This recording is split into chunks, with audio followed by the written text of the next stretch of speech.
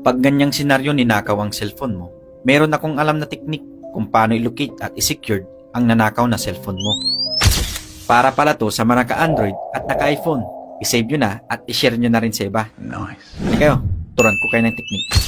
Humiram ka ng ibang cellphone at punta ka sa Gmail app, click add another account at ilagay mo yung Gmail account na ginagamit mo doon sa cellphone na nanakaw sa'yo.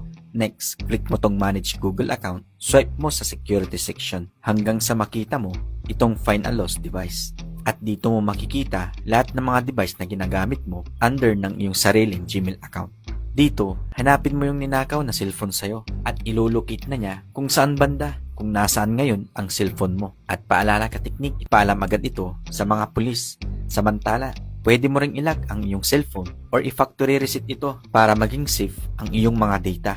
Next, sa iPhone naman, punta ka sa Google at i-search mo ang Find My iPhone at i-click mo yung una at mag-sign in ka gamit ang iyong Apple ID na nandoon sa ninakaw na cellphone mo. Pagkatapos, dito mo na makikita kung saan andon ngayon ang cellphone mong nawawala. May option ka na rin para i-resend ang data na nandoon para maging safe ang mga files mo. Mga 4 na delikadong settings sa iyong iPhone na kailangan mo nang i-turn off as soon as possible.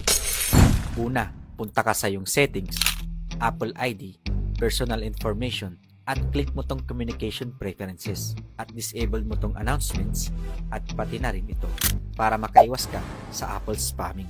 Pangalawa, sa settings ulit, hanapin mo ang Safari, scroll down mo sa pinakababa at hanapin mo tong advanced at off mo tong privacy preserving ad measurement para makaiwas ka sa mga ads na laging nagtatrack sa'yo. So ang pangatlo, punta ka ulit sa settings, privacy and security, scroll down mo sa baba at makikita mo itong Apple advertising at dito i-turn off mo lang itong personal ads para malimit si Apple sa kanyang mga ads. At ang pang-apat, punta ka sa settings, Wi-Fi, click mo tong auto join hotspot at click mo tong never para ma-secured ang Wi-Fi mo at makaiwas ka sa mga hacker.